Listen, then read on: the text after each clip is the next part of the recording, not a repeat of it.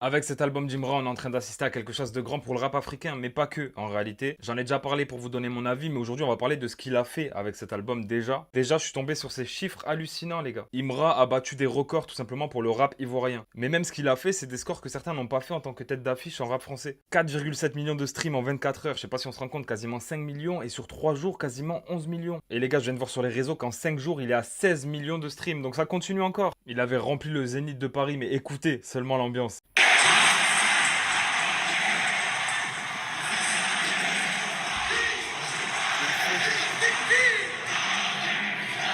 C'est un Zénith ou un Stade de France, les gars? C'est quoi cette ambiance? Et en peu de temps, il a remporté une flamme à la cérémonie des flammes, qui était la première distribuée dans une catégorie de ce genre. Pour un artiste africain, il y a eu la signature chez Epic Records, donc Sony Music France, pour annoncer ce projet Sorry I'm Bad. Et surtout, il y a ce fameux stade Ebimpe qui va remplir en décembre 2026, qui compte plus de 60 000 places. Et ça, j'en avais déjà parlé, mais la tournée aux US, bien évidemment. Mais ce qui est fou, c'est que même moi, par rapport à quand je l'ai connu, en fait, je vois une vraie évolution à chaque projet, à chaque son qui sort. Et sur cet album Sorry I'm Bad, on sent vraiment cette ambition. Parce que sur ce projet, il garde ses racines ivoiriennes, son nouchi, ses influences africaines, mais il les mélange avec des codes internationaux. Résultat, même quelqu'un qui n'est pas ivoirien ou qui connaît pas forcément cette scène de base peut accrocher à la musique d'Imra. Et c'est ça qui pour moi fait que sa musique va continuer de s'exporter. Il suffit de regarder les collaborations du projet, les gars. On a du Gazo, Leto, La Fouine, El Grande Toto, M24, Zlatan et j'en passe, les gars. Et c'est pas des featuring faits au hasard, ça montre aussi le poids d'Imra sur le rap francophone, ce qu'il est en train de devenir, parce qu'il fit aussi bien avec des gens de sa scène locale que des rappeurs français ou autres. Et personnellement, de mon point de vue, avec cet album-là et la structure, dans laquelle on le sent très introspectif sur la première moitié d'album et en mode qui cache brut sur la deuxième partie,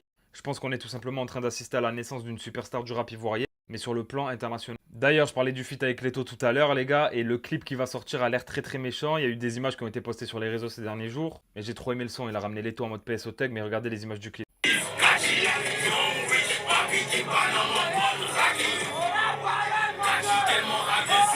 le sens bien ce clip, les gars.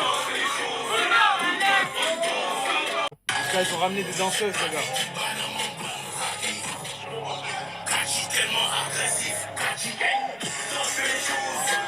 C'est trop, les gars.